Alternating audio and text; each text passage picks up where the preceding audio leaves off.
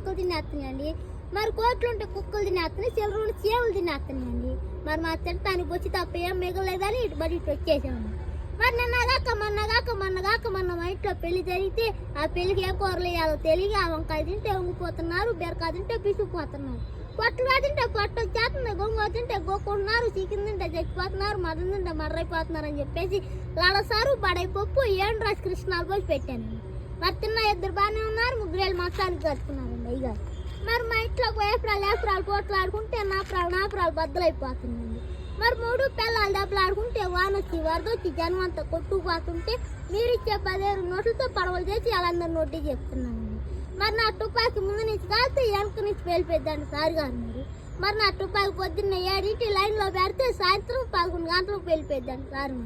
మరి మీరు 150 ఎత్తే పోతా కాకినాడ వెళ్ళి కాఫీ తాగి మీ పేరు అక్షరాలు లేకుండా పేపర్లో ఇచ్చేస్తామండి.